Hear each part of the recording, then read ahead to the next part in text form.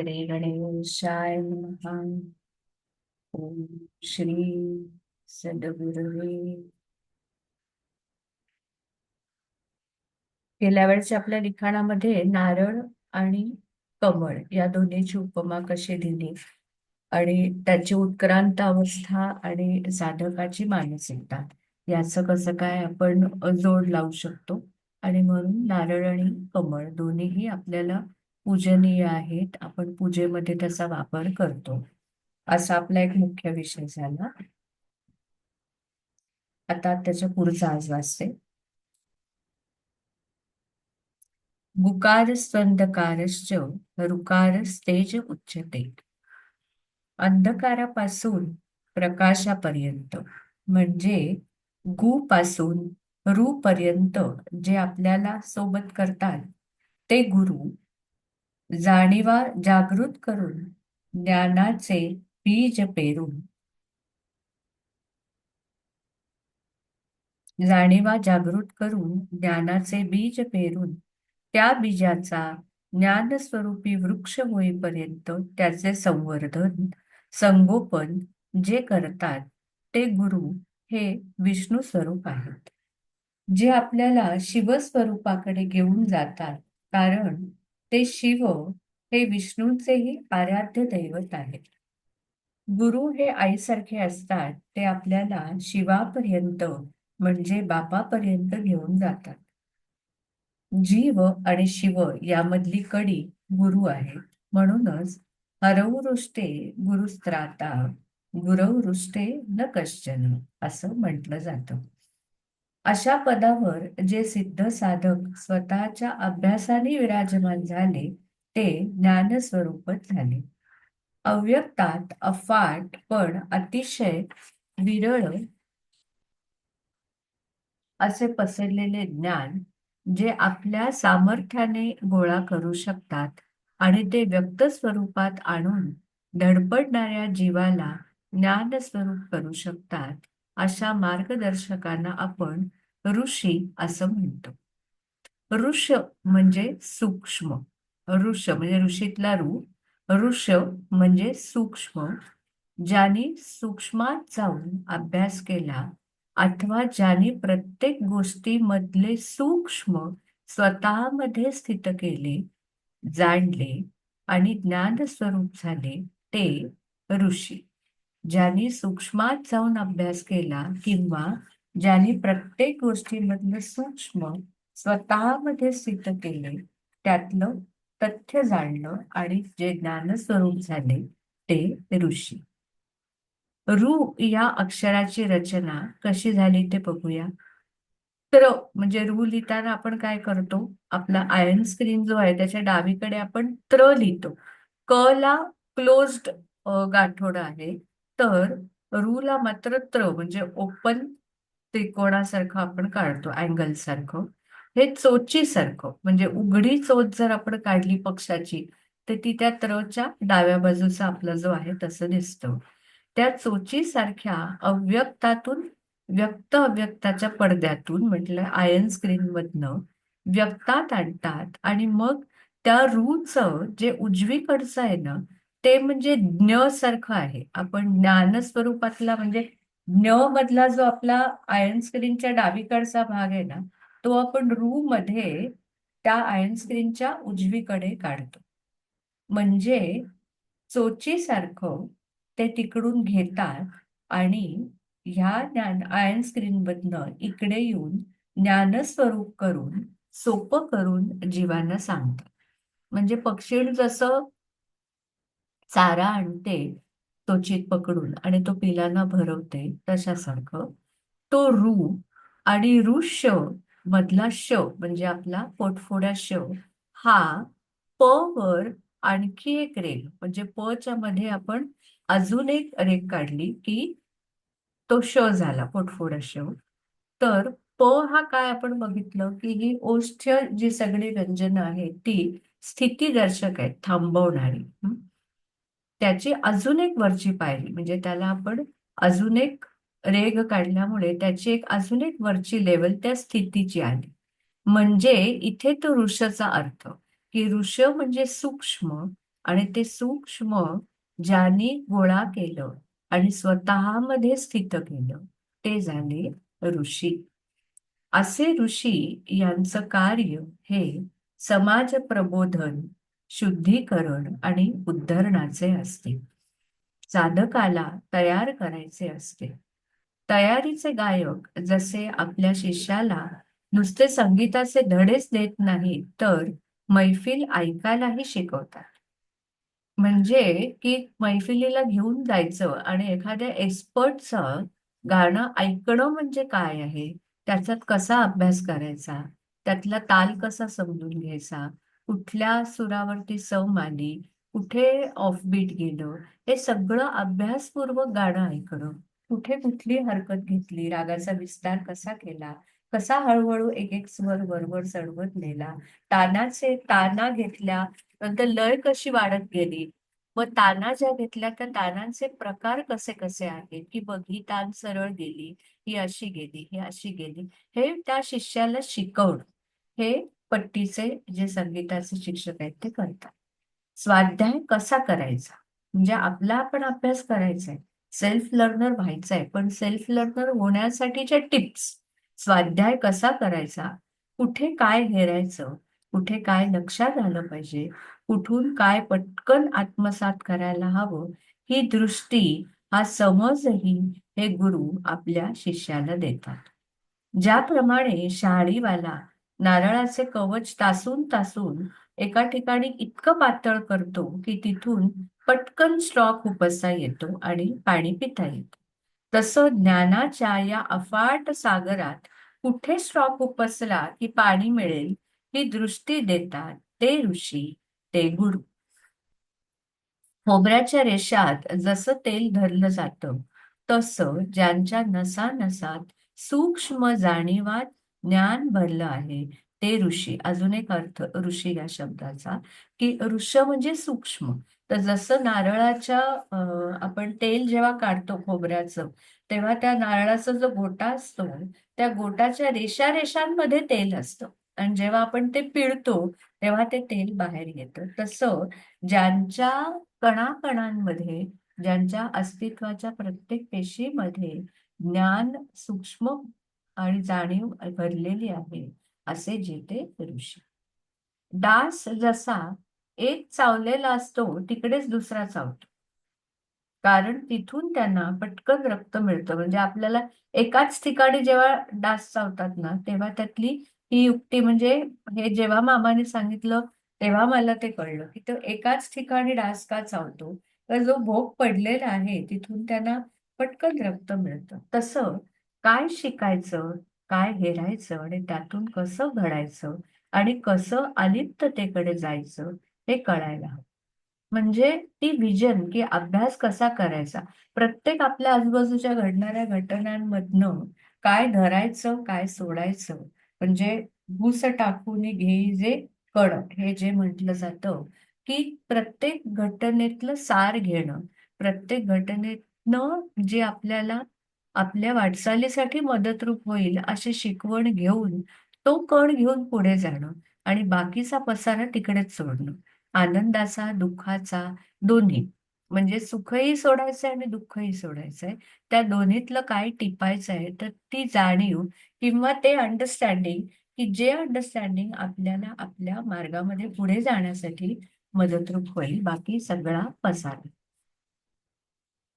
गणपती म्हणजे मनाचं प्रतीक आणि ज्या विश्वजननीचं कार्य या मनाला ज्ञान स्वरूपाकडे नेण्याचे आहे, ते अशा प्रकारे योग्य ते हेरते, म्हणून त्याला हेरंब हे नाव पडलं. जो आंबेचा हेर आहे, तो या जगातल्या पसारातून योग्य तो बोध घेत शिवापर्यंत पोचतो. म्हणजे एखाद्या अनोळखी प्रदेशामध्ये जसं हेराला सोडलं जातं, की तिकडे जा आणि तिकडचा सगळा आढावा घेऊन तू टिप्स घेऊन परत ये.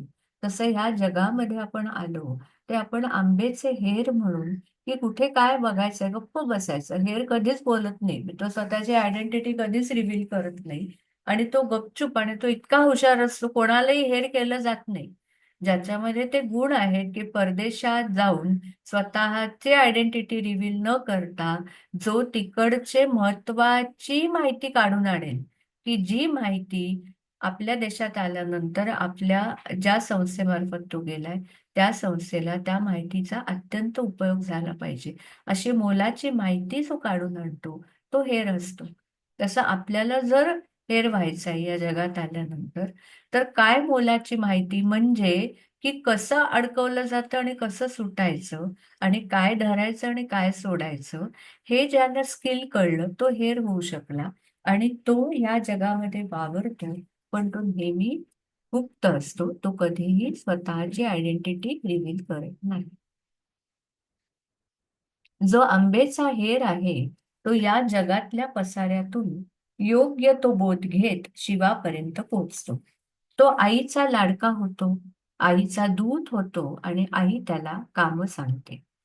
जी माया सामान्य जीवाला गुंतवते, तीच माया या जीवाला नित्य सहाय्यभूत, कल्याणकारी ठरते. कारण तिने त्याला सोडलेलं असतं. म्हणजे काही प्रॉब्लेम आला, तर ते जसं तो एखादा एजंट गेलेला असतो, त्या एजंटला कसं एक सिक्रेट कोड किंवा एखादा सिक्रेट त्याला फोन देऊन ठेवलेला असतो, हॉटलाईन देऊन ठेवलेली असते, की काही गडबड झाली, आमची मदत हवी असली मायदेशातून, तर तू एवढं एवढं करायचंस की ताबडतोब आम्ही कुमक पाठवू तुझ्या मदतीला. तसं आई त्याला दोरी हातात देऊन पाठवते, की काय गडबड झाली ना तर दोरी पकड.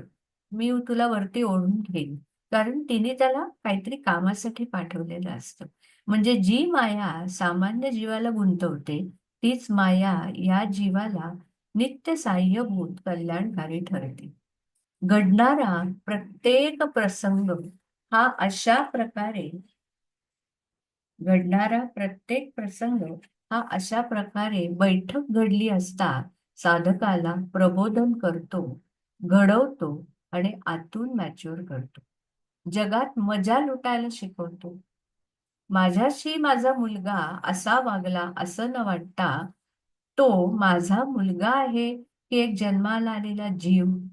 म्हणजे प्रत्येक गोष्टीतनं पॉझिटिव्ह कसं घेणं आणि त्याची निगेटिव्ह साईडला कसं वळण देणं, की माझा मुलगा मला असं उलटून बोलला, त्याने माझी सेवा नाही केली, त्याने अमुक केलं, त्याने तमुक केलं, असा विचार करण्यापेक्षा तो माझा मुलगा आहे, म्हणजे काहीतरी माझी ओनरशिप आहे आणि मग तो माझ्याशी असा वागला, तसा वागला, असा विचार करण्यापेक्षा तो माझा मुलगा आहे हा विचार सोडून देऊन तो जन्माला आलेला एक जीव आहे माझ्या मार्फत. Simple. I was just an agent to bring him in this world. म्हणजे तर काय माझी मालकी नाही झाली त्याच्यावरती. तो वागला ते त्याच्या दृष्टीने योग्य असेल. आपलं कुणीच नाही आणि आपण कुणाचं नाही. मुळात माझा मुलगा म्हणायला मी तरी आहे का? असं प्रबोधन जेव्हा आतून येतं आणि मग सगळ्याच गोष्टीची मजा वाटायला लागते. ज्यांच्यासाठी घरातली प्रत्येक गोष्ट शरीराने केली, मनाला मुरड घातली, शांतता आणि स्वास्थ्य टिकवण्यासाठी. म्हणजे की ती शांतता आणि ते स्वास्थ्यही चुकीचं आहे किंवा तेही खोटंच आहे. सगळाच जिथे खेळ आहे, पण तरीही आपण ज्या घरामध्ये राहतो, त्या घरामध्ये कलह नको म्हणून आपण प्रत्येक वेळी मुरड घातली, प्रत्येक वेळी तोंड बंद ठेवलं, प्रत्येक वेळी सहन केलं. ती माणसं म्हणतात, की "तू आमच्यासाठी काय एवढं केलंस? तू आम्हाला छळलंयस, तू आम्हाला फसवलंस, तू आमची झालीच नाहीस." की ज्यांच्यासाठी आपण वर्षानुवर्ष वेचली, ती म्हणतात, की "तू आमची झालीच नाहीस. तू आम्हाला छळलंस, तू आम्हाला फसवलंस." आणि जी गुरुमाऊली आपल्याला इथून घेऊन जाण्यासाठी आली, ज्यांच्यासाठी आपण खरोखर काहीही करू शकलो नाही, ते म्हणतात, "तू माझी आहेस. तुझ्यासकट तुझ्या सगळ्या माणसांचं हित आम्ही बघू." आपण दिलेल्या छोट्याशा वस्तूंनी त्यांचे डोळे पाणावतात. तुमची प्रेमाची उब आहे. आम्ही हे लिखाण जेव्हा झालं, तेव्हा आम्ही महाबळेश्वरहून मामांसाठी ते मऊ ब्लँकेट असतं ना, साधं म्हणजे काहीतरी आम्ही ₹500 6 का अशी काहीतरी ती मऊ ब्लँकेट घेतली होती आणि मामांचं थोडंसं महागाईचं असेल कदाचित. सगळ्यांना द्यायला ती महाबळेश्वरवरनं ब्लँकेट आणली होती आणि ती तिथे महाबळेश्वरला रस्त्यावर असतात ना विकायला, सगळी धुळीत पडलेली असतात. तर शुचिताईकडे आम्ही जात होतो पुण्याला आल्यानंतर रोज. आणि मामानं ते ब्लँकेट दिलं. तर घेतलं त्याने अत्यंत प्रेमाने. आणि मी म्हटलं, मामा धुवून पांघरा हं, कारण त्याला खूप माती आहे. तर म्हणाले, नाही मी आधी पांघरणार मग धुणार. तू एवढ्या प्रेमाने दिलंस ना मला,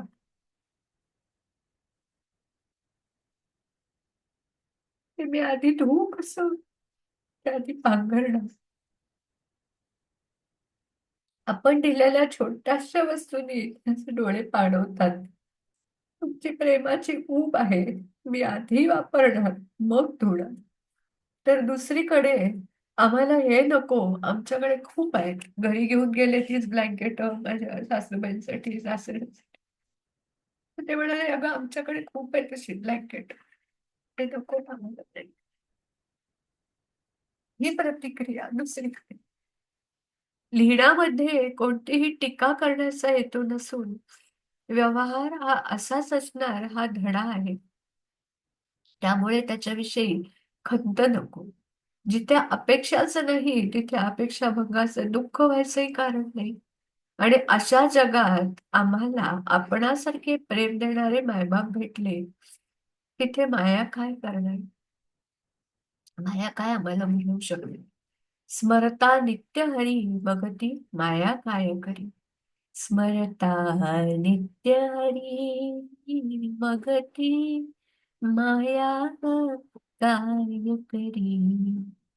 श्रवणे मनने अद्वय वचने पळतो काळ दुरी.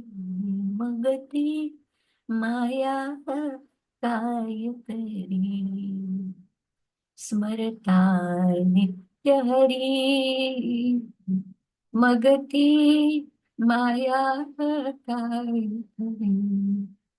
अद्वय वचन, अद्वय जिथे आपलं आणि त्यांचं द्वयच मोडलं, अशी त्यांची वचनं त्याच्या नुसत्या श्रवणानेच नाही तर त्याच्या मननाने, नित्य स्मरणाने पळतो काळ दुरी. नारळासारखं कमलासारखं अलिप्त राहून कर्म भोगणं, लक्ष मी कडे, ध्यास नारायणाचा. म्हणजे सगळ्या प्रवाहातनं कापत कापत जात असताना फक्त एवढंच करायचंय की लक्ष मी कडे आणि ध्यास नारायणाचा. मग ती माया काय करी. ती कुशीतच घेणार ना, बोट धरूनच देणार. आई जशी स्वतः प्रसव वेदना सहन करते, नंतर बाळासाठी अपार कष्ट घेते, त्याला आज लागू देत नाही, तशी झीज गुरुमाऊली सोसते. आपल्याला कळतही नाही, आपण त्या स्वरूपाला गेल्याशिवाय कळणारही नाही. अवकाशयान जसं एका बिंदूवर टेक ऑफ करतं, मग मागे वळून पाहत नाही, तसं व्यवहारातला प्रत्येक प्रसंग हा टाकीच्या एका घावासारखा स्वतःला अजून मोकळं आणि आनंदी करण्यासाठी वापरता आला की आपण योग्य दिशेने चाललो आहोत. हे व्हेरी गुड. म्हणजे अ, समोरचा माणूस वाईट वागला आपल्याशी की त्याच्या बंधनातनं आपण सुटलो ना, तो चांगला वागला की आपण त्याच्या बंधनात अडकलो. त्याने तो वाईट वागला, आपल्याशी पटकून वागला, आपल्याला दूर ठेवलं. थँक यू, तुझ्या पाशातनं आम्ही मोकळं झालो. आणि त्यातूनच मग हाची नेम आता न फिरे माघारी ही भावना शब्दरूप होती. कोणाचं तरी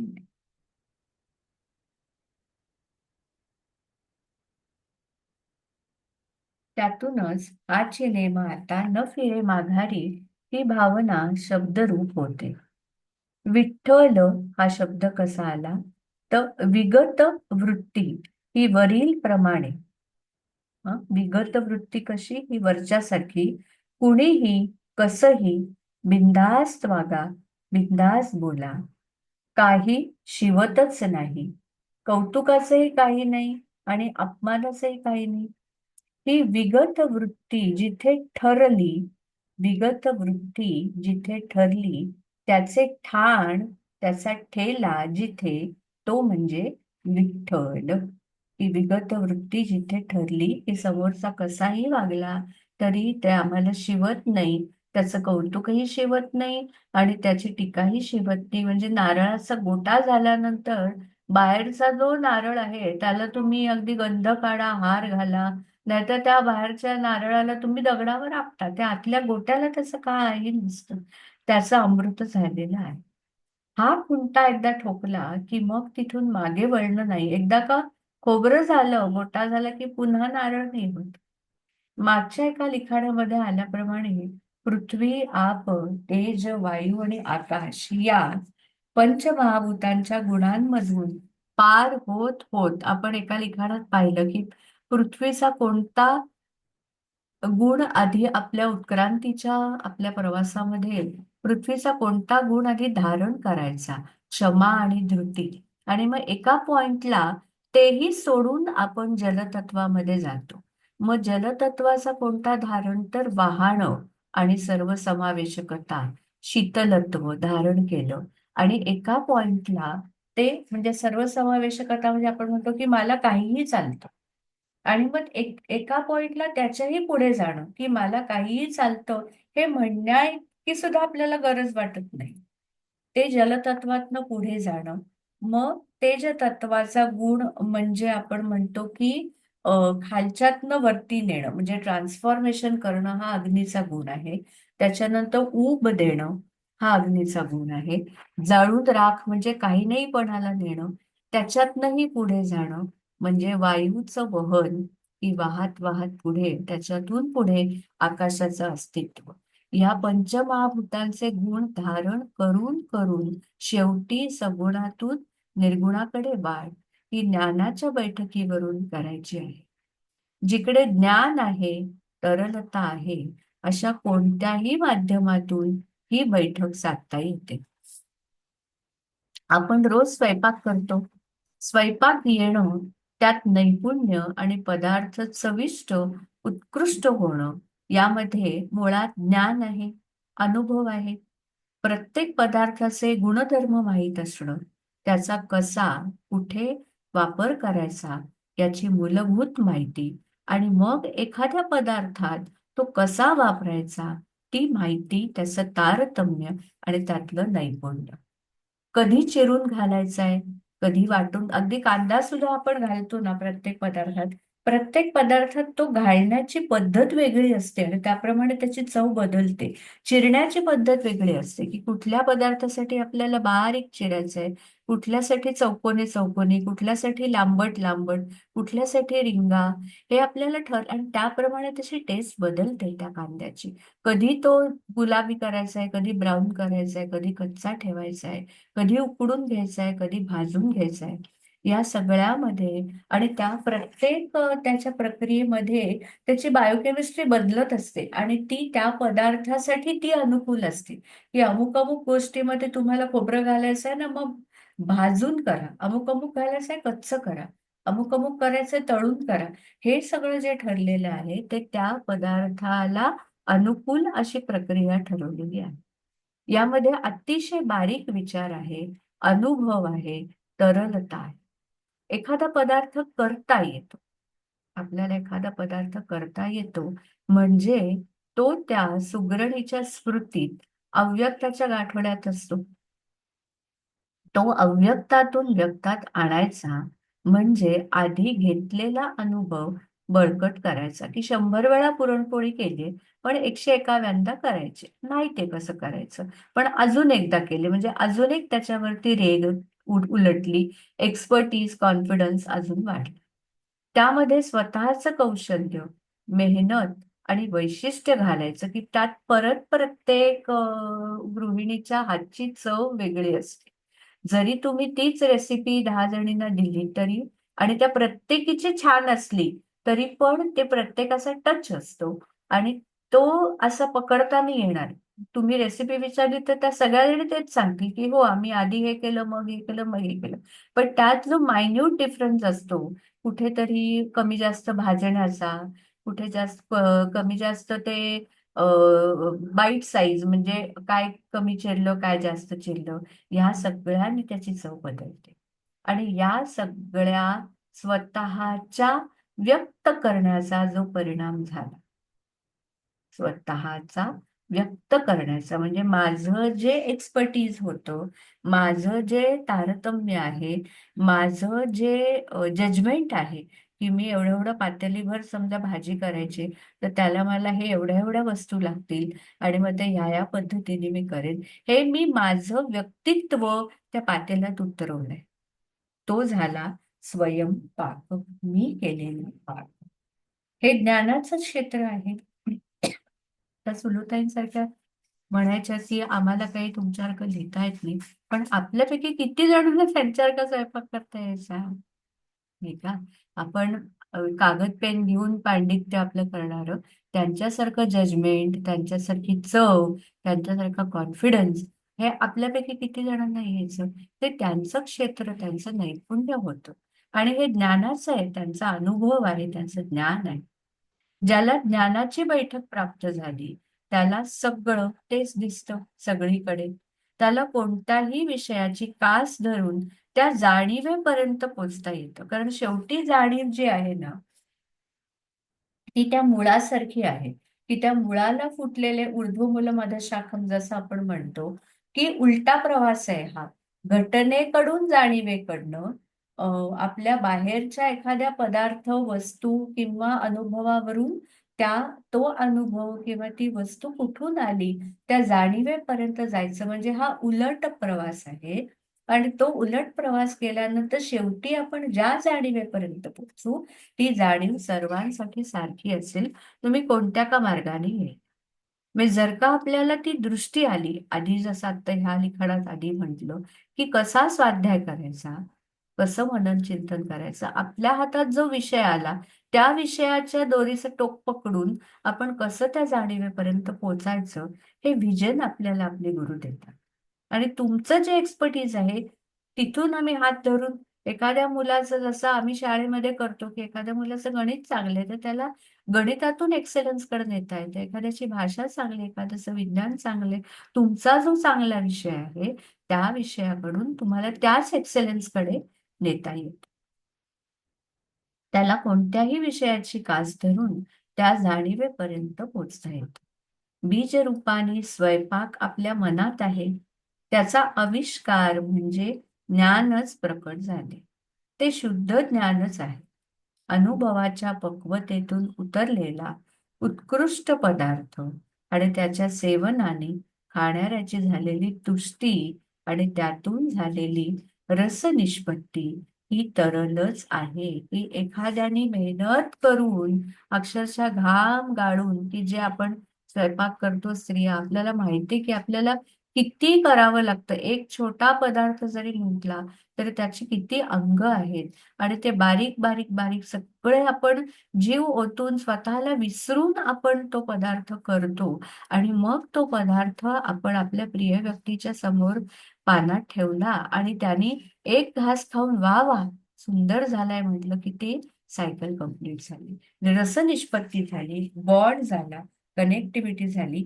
ती जाणीव म्हणजे त्या क्षणी जो ब्लिस आपल्याला झाला आणि त्याला झाला, की मी केलेला सुंदर पदार्थ त्यांनी खाल्ला आणि त्याला जे काय आहाहा झालं आणि त्याचा आहाहा ऐकून माझी जी तृप्ती झाली, ती तृप्ती म्हणजे ती जाणीव, त्या जाणीवेपर्यंत पोहोचायचं.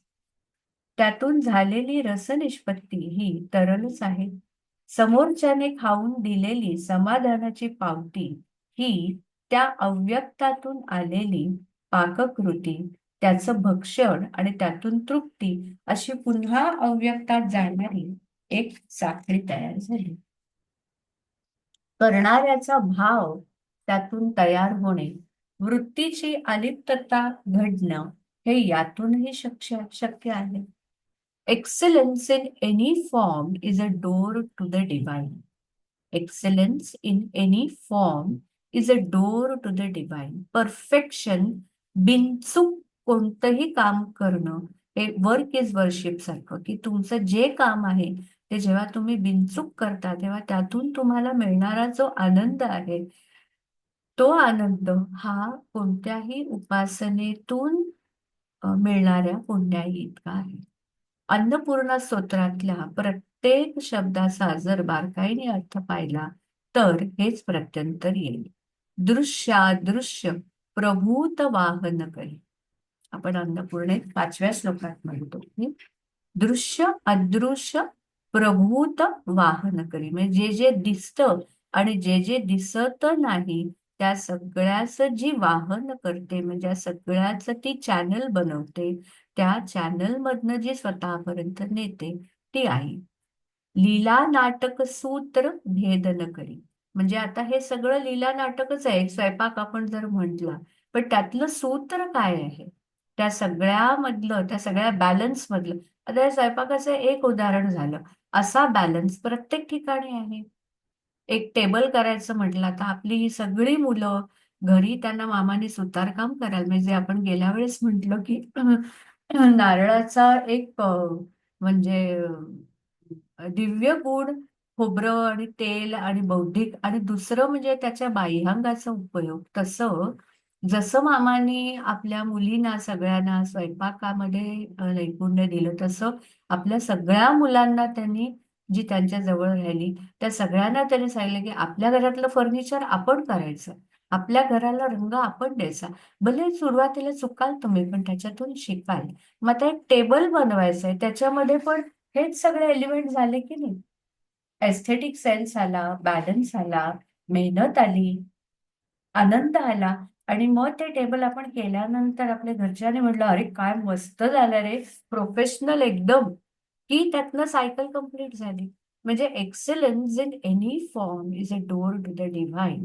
या नियमाने आपल्याला जर बघता आलं तर मनाची घडण पायरी पायरीने घडवत शेवटी परमहंस स्थितीला जे प्राप्त झाले, म्हणजे आपण संन्यासाच्या पायऱ्या म्हणतो ना, त्यातली अत्युच्च पायरी जी आहे ती परमहंस आहे.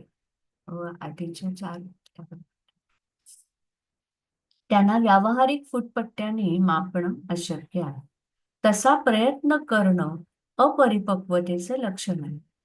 बाबा महाराज आर्वीकरांना एकदा एका वाण्याने भिक्षा म्हणून त्रास देण्यासाठी, त्यांच्या चरित्रात आहे ते, की त्यांना त्रास देण्यासाठी की कोणतरी गोसावडा आलाय भीक माग आणि ते जे द्याल ते खाऊ वगैरे ना, तर बाबांना त्यांनी साबणाची वडी दिली.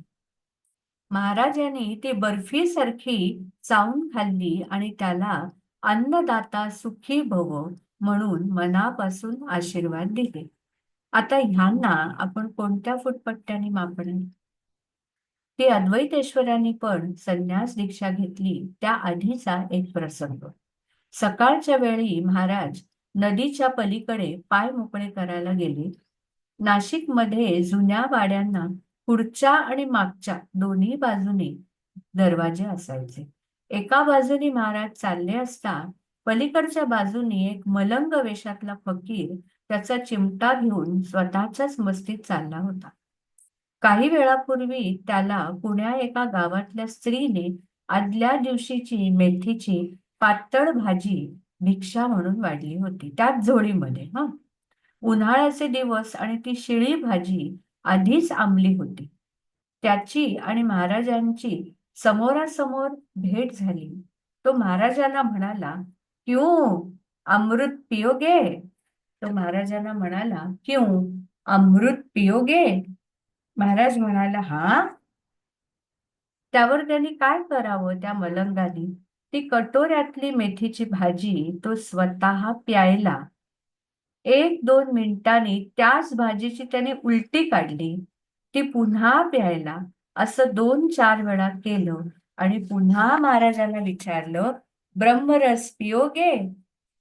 महाराज हिंदू, ब्राह्मण, गोरेपान राजबिंड रूप आणि हा मुसलमान चिस्ती धर्माचा मलंग फकीर.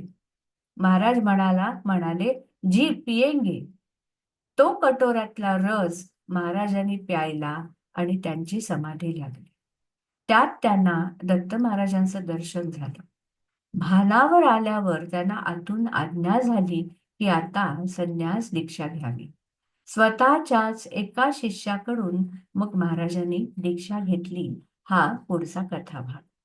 आता हा प्रसंग त्याला परीक्षा म्हणायचं का लीला म्हणायचं? आपल्या रीत रिवाज नियमात हे सगळं कुठे बसवू शकतो? त्याचं काय स्पष्टीकरण, त्याचं काय समाधान देऊ शकतो? यापुढे आपण जे उपासना किंवा साधना किंवा घडणं म्हणून समजतो ते काय दर्जाचं किंवा कितपत उपयुक्त आहे याचा आपला आपण अभ्यास करायचा. की आपण अगदी सारखं म्हणतो परीक्षा घेतली जाते, माझी परीक्षा घेतली गेली, अमकं झालं, अगदी परीक्षा पाहिली आणि मी त्याला उतरले. आता उतरले का नाही उतरले का चढले का जे काय, पण हा प्रसंग जेव्हा आपण वाचतो त्याच्या कंपॅरिझन मध्ये ज्याला आपण परीक्षा म्हणतो, ज्याला आपण उपासना म्हणतो, ज्याला आपण साधना म्हणतो, ज्याला आपण तपश्चर्या म्हणतो, ते किती फोलपटासारखं आहे ज्याचं त्यांनी मापून बघायचं. सत्पुरुषांचे चरित्र आपण वाचतो. अमुक गावात अमुक दिवशी त्यांचा जन्म झाला इत्यादी त्यांच्या देहाचा इतिहास तो असतो. चरित्र म्हणजे काय? अमुक ठिकाणी अमुक वेळे अमुक मुहूर्तावर त्यांचा जन्म झाला.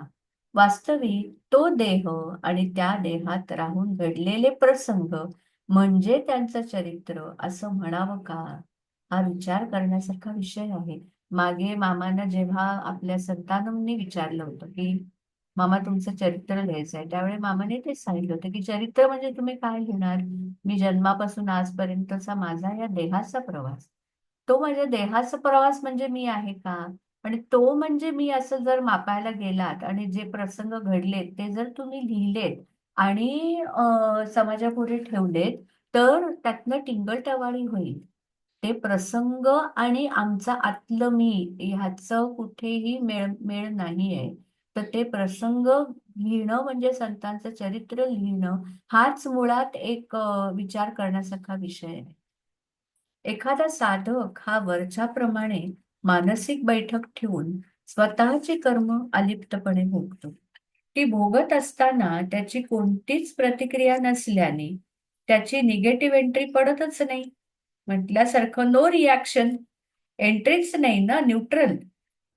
त्यामुळे कर्म संपतात हळूहळू आणि नवीन काही भोग तयारच झाले नाहीत. म्हणजे आपली जी चतुसूत्री आहे की माझे सगळे भोग मला मान्य आहेत, मी ते शांतपणे भोगणारे, माझं काहीही म्हणणं नाही, मला कुणाकडनं काहीही नको आणि माझ्या समोर जे कर्म आलंय ते मी अत्यंत चोख करून ते मी बाजूला सारणार आहे की ते माझ्याकडे परत रिबाउंड होता कामा नाही. आणि त्याचं त्याचं पुण्य जर माझ्याकडे आलं तर ते पुण्य मी सहज डिसाऊन करू शकतो, मला नको. आणि ते पुण्य घेणारे खूप जण असतील. त्यामुळे नवीन कर्म काही भोग तयारच झाले नाहीत. मात्र ही कर्म संपत असताना त्यांनी जे लेट गो केलं, परोपकार केले, सहज वृत्तीने वागत गेला, त्यामध्ये त्याचा पुण्य संचय झाला. पुण्याचं एक गाठोडं तयार झालं. पाप पुण्य समसमान होतं तेव्हा माणसाचा जन्म येतो असं म्हणतात. अर्ध पाप अर्ध पुण्य. आणि पाप पुण्य शून्यावर आलं तेव्हा जन्म मरणाच्या चक्रातून आपण सुटतो. आता पाप तर आपण किंवा जी कर्म होती ती भोगून बघून संपवली आणि ती कर्म भोगून बघून संपवताना जे परोपकार घडले त्यात पुण्याचं गाठोडं साठलं. म्हणजे पुन्हा आपलं पाप पुण्य शून्यावर नाही आलं. आता हे पुण्य काय करायचं? तर ते एखाद्या देवस्थळी, तीर्थस्थळी याला नेमलं जातं. कशाला? तर येणाऱ्या इच्छुकांची मागणी, नवस पूर्ण करायला. कुणी म्हणतं लग्न होऊ दे, कुणी म्हणतं बाळ होऊ दे. जेव्हा प्राक्तनात नसताना एखादी गोष्ट मागितली जाते तेव्हा ती मिळवण्यासाठी पुण्याई खर्च करावी लागते आणि काही दुरितं भोगून संपवावी लागतात. इथे या जीवांची पुण्याई खर्च होते की ज्यांची अशी पुण्याई जमली की जसं रतन टाटांसारखी त्यांनी अमाप पैसे कमवले आणि अमाप दानधर्म केला. स्वतःची राणी अत्यंत साधी होती पण देत सुटले, तर मिळालेत तर देत सुटले. तसं ज्याचं पुण्य साठलंय तो देत सुटतो. तू घे तू घे, मला रिकामं व्हायचं आहे. यहाँ से पीछा तब छूटे जब झोली हो जाए खाली. जब हो तब हो तब तक अपनी तो प्रेम की बोली. की माझी जोळी एका वेळी पापाने भरलेली होती, आता माझी जोळी पुण्याने भरली, मला ते पुण्यही नकोय. तर घे बाबा, तुला हे घ्यायचंय, तुला ह्याच्यासाठी पैसे हवेत का घे, तुला ह्याच्यासाठी हवेत का घे.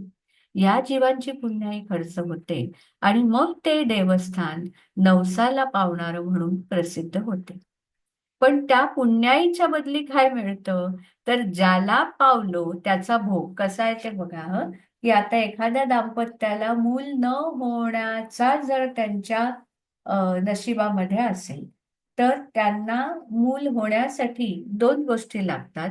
त्यांचं ते खडतर नशीब आहे, जो काही त्यांचा भोग आहे तो संपायला पाहिजे, आणि त्यांच्या पदरी जे पुण्य नाही आहे ते पुण्य त्यांच्या पदरी घालायला पाहिजे.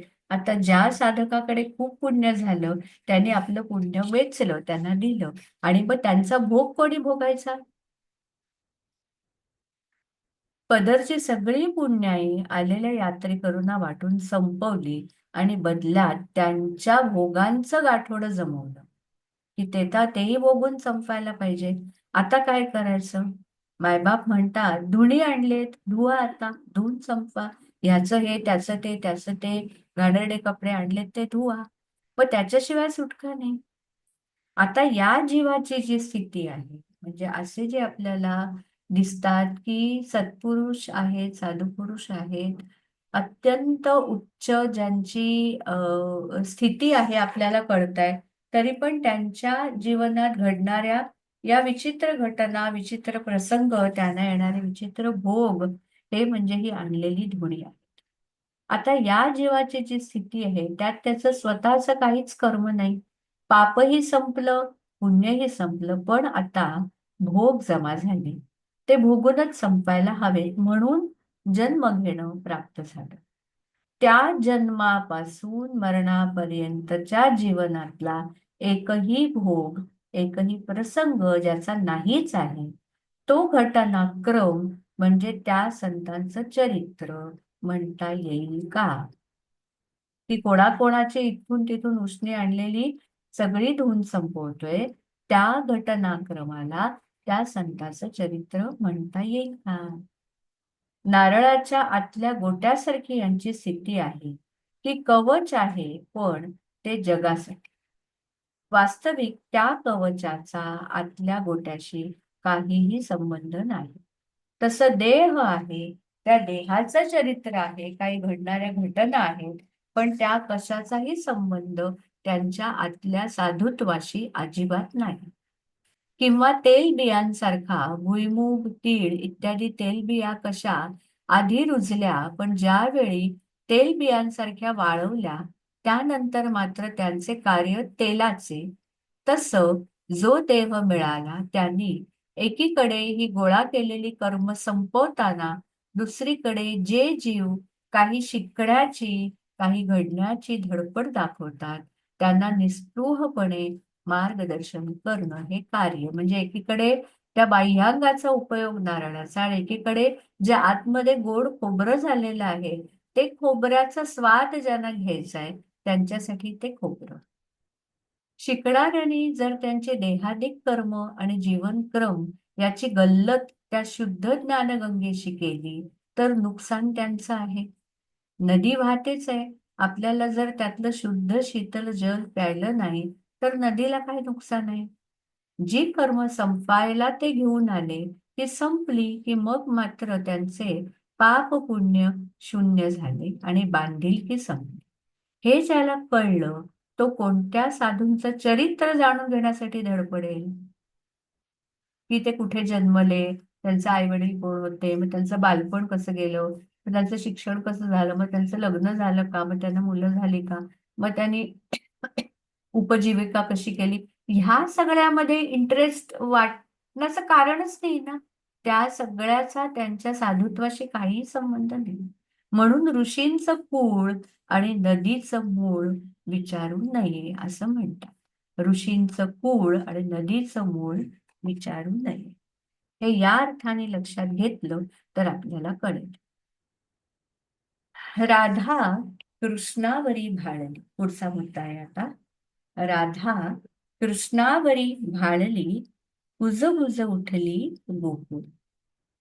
राधा कृष्णावरी भाळली, कुजबुज उठली गोकुळ. अतिशय सरळ सोपं वाटणारं हे शृंगार गीत.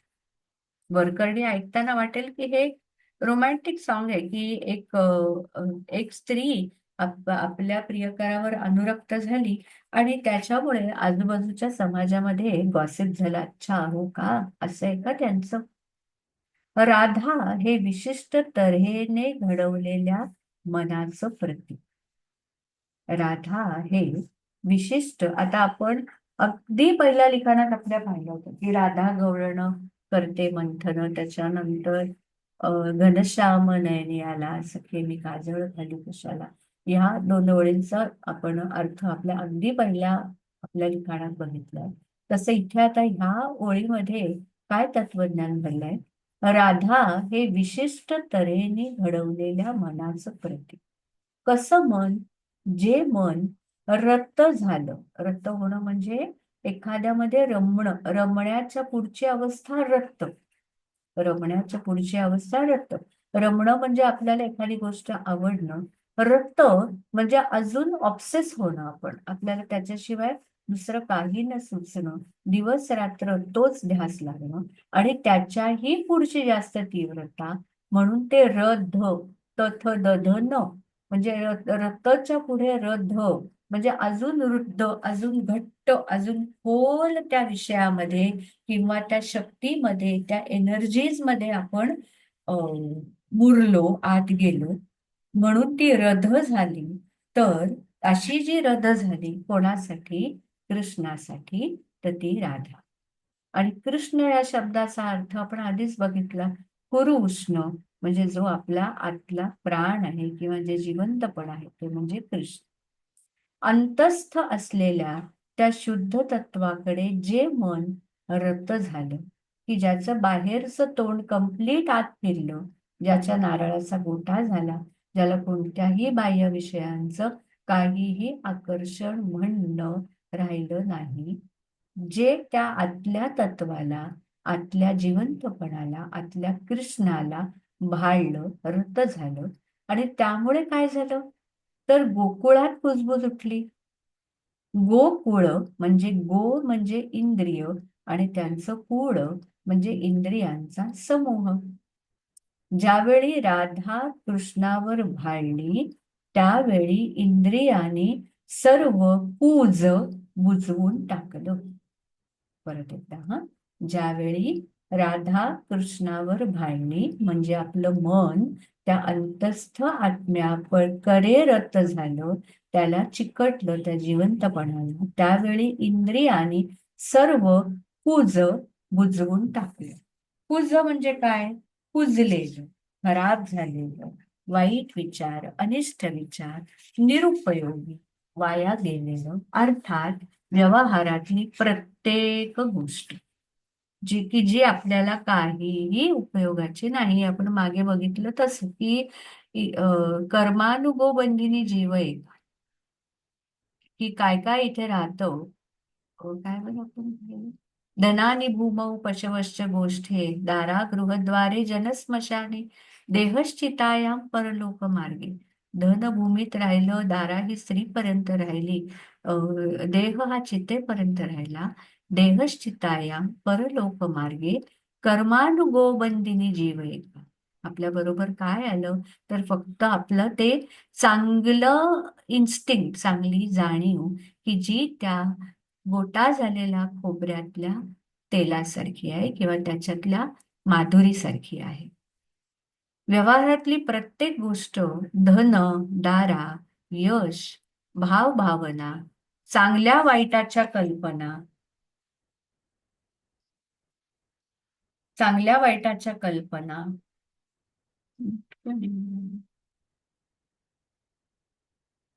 दर्शना म्यूट करना बाबू, म्यूट तर देत होतो तुम्ही. हा, थँक्यू. चांगल्या वाईटाच्या कल्पना, सगळंच कुचकं आहे, सगळंच नाशिवंत आहे. ते बुजवून टाकणं म्हणजे त्याविषयीचा विचार संपूर्णपणे सोडून दिला जाणं, आपसूक सुटणं, सोडून देणं आणि सुटणं. सोडून देण्यामध्ये एफर्ट आला आणि सुटण्यामध्ये लेंग्याची नाडी सैल झाली की आपण असं उठल्यावरती तो गळून पडतो की नाही, तो मुद्दाम आपल्याला नाडी सुरगाट निर्गाट सोडून काढावा लागत नाही. आपण पुढे गेलो की लेंगा मागे राहतो. तसं ते सगळे जेव्हा सैल होतं तेव्हा ते आपसूक सुटतं. हा कशाचा परिणाम? तर राधा कृष्णावर भाळल्याचा. आपण आतमध्ये आपलं तोंड एकदा वळलं की ह्या सगळ्या गोष्टी आपोआप सुटतात. दुसऱ्या अंगाने पाहिलं तर राधा म्हणजे भक्त स्वतःच्या व्यावहारिक चौकट्या सोडून कृष्णावर म्हणजे भगवंतावर प्रेम करतो तेव्हा तो गोकुळात म्हणजे समाजात कुजबुजीचा विषय होतोच की नाही. की जेव्हा असे आपल्यासारखे येडी लोक आपल्याला कोण समाजामध्ये चांगलं म्हणताय का, बसलेले असतात टाळकुटत, यांना कशाची पडलेली नसते, अशी बोलणारी लोक आहेत. ती पण गोकुळात उठलेली कुजबुजच आहे की सारखं काय देवदेव करतात, यांना काही व्यवहारच कळत नाही, यांना काही माणसाची किंमतच नाही. त्यांचं त्यांच्यापाशी, आपला आनंद आपल्याला माहिती. सत्पुरुष हे कृष्ण स्वरूप तर सच्शिष्य जर राधा स्वरूप म्हटलं तर त्या सत्पुरुषांच्या देहादिक व्यवहाराची कूज बुजून जाईल जर राधाकृष्णावर भाळली तर.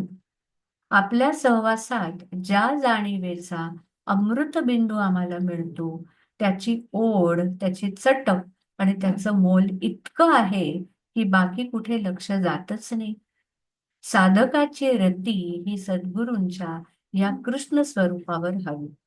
या एका ओळीत ठासून भरलेलं हे तरल ज्ञानही त्या सद्गुरूंखेरीज कोण उलगडून सांगू शकेल. खरोखरच शब्दांची मर्यादाच संपते ते प्रेम, ती आर्तता व्यक्त करायला. हा देह, हे जग, ही व्यक्तसृष्टी हे आम्ल आणि अल्क यांच्या संयोगातून तयार झाला. आपण मागेही एका लिखाणामध्ये हे ऍसिड अल्कलीचं जे इंटरॅक्शन आहे नहीं, अभी 5-10 मिनट बाकी है बोलना दादी को, बाद में रिकॉर्डिंग सुन ली को। पानी दिया क्या? पानी चाहिए क्या पूछो।